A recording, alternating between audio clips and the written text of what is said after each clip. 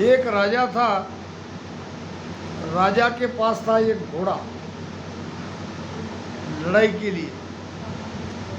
हमेशा राजा उस घोड़े पर बैठ के युद्ध करता था, और जब जब घोड़े पे बैठ के युद्ध किया, राजा कभी हारा नहीं। कई बार युद्ध हुआ, कई बार जीता।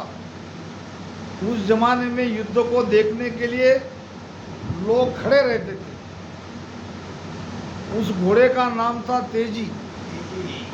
तेजी घोड़े पे कोई भी बैठेगा वो जीतेगा, ऐसे लोगों में प्रचार हो गया। तेजी का सवार कभी हारता नहीं, लोगों को विश्वास होने लगा, और कभी हारा भी नहीं। तेजी घोड़ा एक आंख से काना था, उसको एक ही आंख, मगर बड़ा होशियार, बड़ा चपल, सीधा शत्रु पक्ष में राजा को ले जाता था, और राजा जाके वो राजा को मारते थे या उसको गिरा देते थे। युद्ध जीत गया, राजा गिर गया, उसकी फौज शस्त्र नीचे फेंक देती थी। वो हार जीत ऐसी होती थी। सारे शत्रु को मारने की आवश्यकता नहीं, सेनापति है या राजा है उसको मारो, राजा को गिराओ, राजा गिर गया, युद्ध जीत गया। एक दिन राजा की मनस्थिति ठीक नहीं थी। सेनापति ने आके बता दिया कि कोई दूसरा राजा चढ़ाई कर रहा है, युद्ध के लिए ललकार रहा है। इधर राजा की मनस्थिति ठीक नहीं, मानसिक स्थिति ठीक न होने से उसी मूड में ये ऐसी वार्ता कान पे आई, और ज़्यादा मूड खराब हो गया। राजा के मुख से निकला, लाओ उस अंधे को, काना को उस काना को लाओ। अब तेजी सुन रहा था घोड़ा, मुझे काना कहता है, आज देखता हूँ कैसे जीतता है। आज तक मेरे पे बैठ के कितनी लड़ाई मैंने इसके जीती। कम से कम तेजी तो कह सकता था, घोड़ा तो कह सकता था, घोड़ा भी नहीं कहा, तेजी भी नहीं कहा, काना कहता। अब उसको सजाया गया, युद्ध के बाजे बजने लगे, हमेशा की तरह लोग देखने लेके आ गए। घोड़ा भी लेके राजा चला गया। अब घोड़े को तो गुस्सा था, अब वो पीछे पीछे हटने लगा। जैसे ही तेजी घोड़ा पीछे हटने लगा, लोग चिल्लाने लगे। क्या चिल्लाने लगे? तेजी का सवार हार रहा है, तेजी का सवार हार रहा है। अब घोड़ा भी था तो घोड़ा ही, अकल तो उसको भी थी। घोड़े ने विचार कहा, ये मैं क्या कर रहा हूँ, ये तो हार जीत राजा की नहीं हो रही है, हार जीत तो मेरी हो रही है। अगर मैं ऐसे ही राजा को जो उन्हें मुझ कहा उसका बदला अगर पीछे हटने से चुकाता हूँ तो मेरा बिगड़ जाएगा। लोग तो कह रहे तेजी का बिगड़ जा रहा, तेजी का बिगड़ जा रहा, तेजी हार रहा है, मुझे मेरा बिगड़ नहीं जाने देना। सीधा पहले जैसे शत्रु पक्ष में घुसा, और राजा ने हमेशा की तरह उस राजा को पराजित किया। अब लोग कहने लगे तेजी का सवार जीता, तेजी का सवार जीता, मतलब हार जीत वहाँ राजा की नहीं।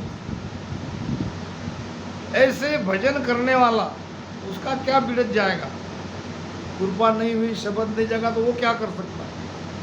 वो तो उसका जाएगा जिसका नाम वो रटन कर रहा है। यही तो महाराज कह रहे कि जैसो बिड़द तुम्हारो कहिए,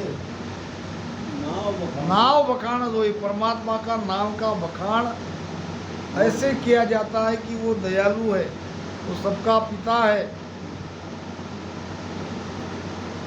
मेरा लक्ष्य कुलच मति देखो, राम बिड़द दिस जोई। हे परमात्मा, तुम तुम्हारे बिड़द की तरफ देखो, मेरा लक्षण मत देखो।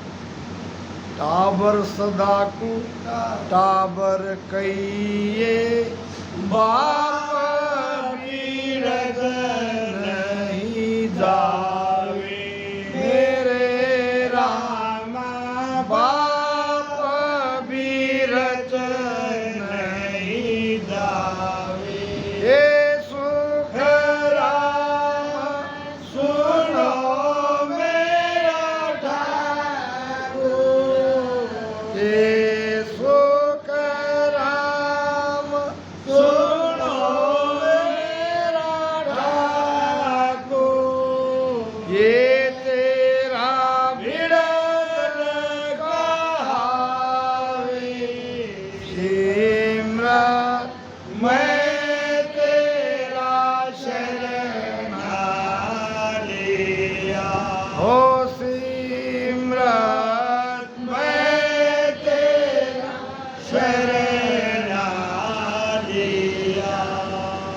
टाबर सदा को टाबर कही।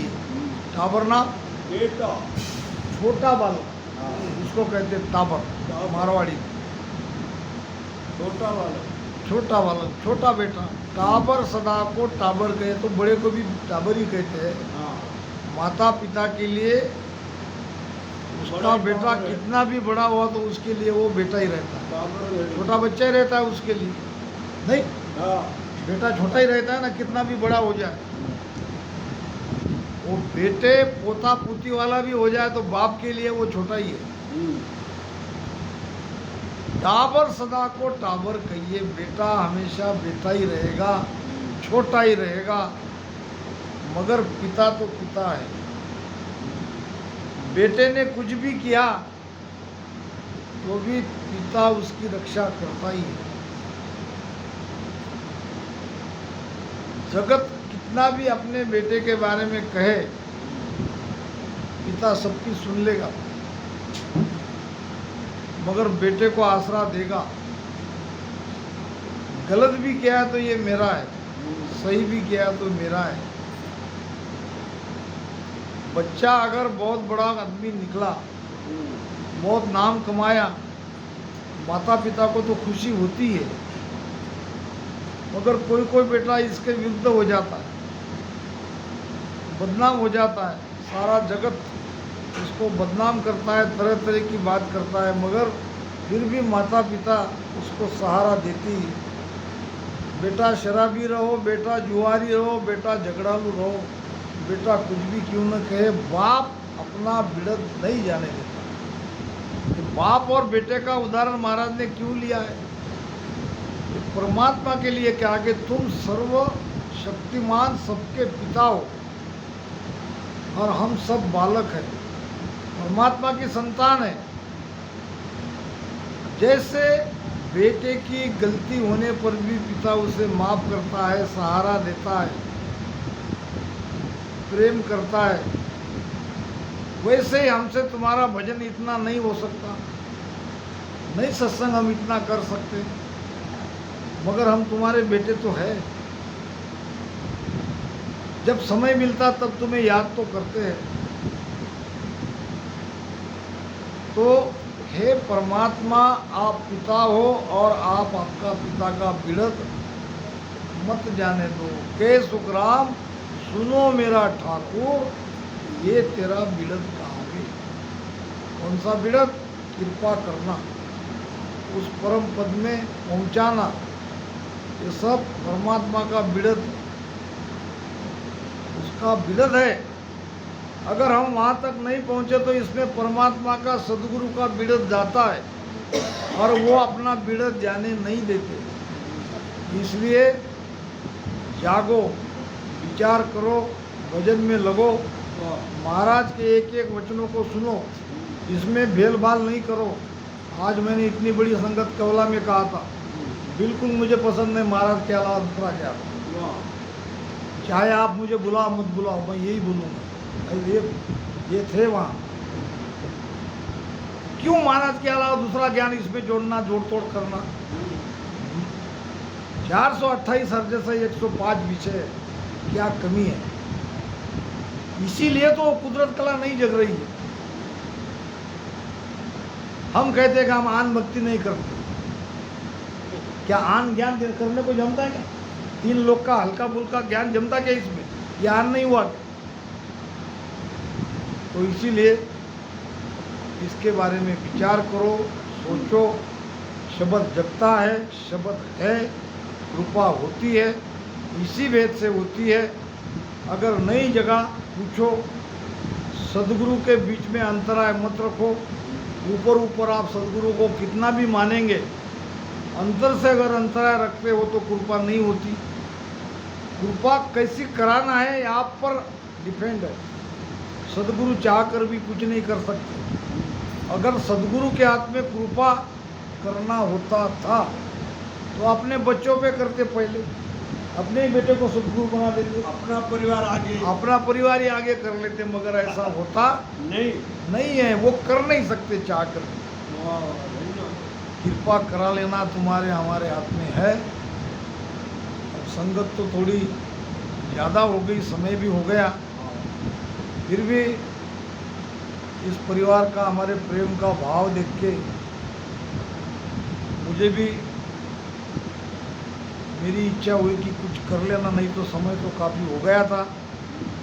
जो भी हुआ वो गुरु महाराज की कृपा समझ के जो ठीक लगे उसको अपने भीतर में उतारना, जो ज्ञान ठीक नहीं लगे उसे छोड़ देना। अनंत सुख सम्राट सद्गुरु शुक्राचार्य